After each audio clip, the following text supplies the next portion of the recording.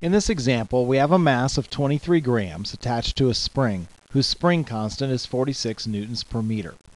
The mass is initially displaced 12.3 centimeters from equilibrium and released. Of course, it begins simple harmonic motion. And the question is, what's the speed of the mass when it is 8.0 centimeters from equilibrium? Okay, now before we actually tackle the problem, let's think about what's going on here. The mass has been pulled an initial displacement of 12.3 centimeters from equilibrium. It's then released and starts to travel. Now, the question's asking what's going on at 8.0 centimeters from equilibrium. All right, well, let's think about what's happening at 8.0 centimeters from equilibrium. First, we know the mass is moving. It's moving towards equilibrium. So since it's moving, it has kinetic energy. However, since it's away from equilibrium, it also has potential energy because the spring is either stretched or compressed. So there is both potential energy and kinetic energy here. We have enough information to calculate them both, but we have to think about it in order to do so. Let's start with potential energy. It's pretty easy to calculate because we know the displacement. We are interested in the mass when it is 8.0 centimeters from equilibrium. Well, we know that the potential energy at any point in the mass's motion is given by 1/2 k delta x squared, where delta x is the displacement.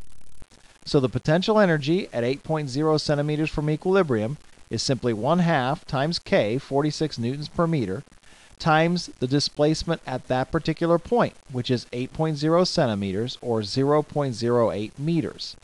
So when you work out those numbers, you find out that the potential energy at the point we're interested at is 0.15 newton meters or 0.15 joules. All right, that's the potential energy. Let's remember that by writing it up there. Potential energy is 0.15 joules. Now to get the speed, we're going to have to know the kinetic energy. How can we determine the kinetic energy? Well, that's from equation 10.13. We know that the kinetic energy plus the potential energy at any point is simply 1/2 ka squared, where a is the amplitude of the motion. Well, the kinetic energy we don't know. But we do know the potential energy at the point we're interested in. At that point, the potential energy is 0.15 joules. That has to equal 1/2 times k, 46 newton meters, times a squared.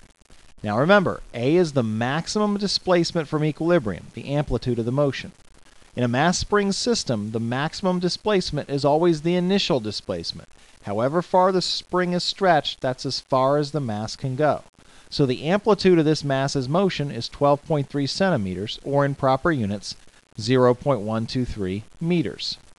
When we solve this equation for kinetic energy, we find that the kinetic energy is 0.20 joules.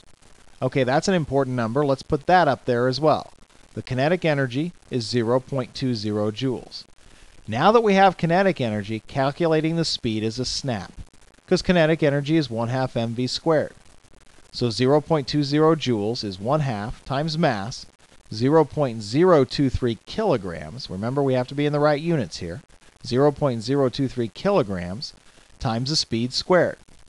When we solve for the speed, it's the square root of 2 times 0.20 joules, or kilogram meter squared per second squared, divided by 0.023 kilograms.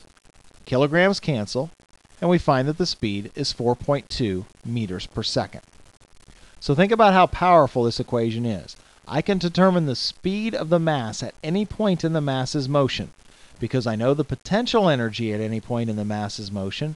I know the total energy, 1/2 ka squared, so I can figure out the kinetic energy and thus figure out the speed.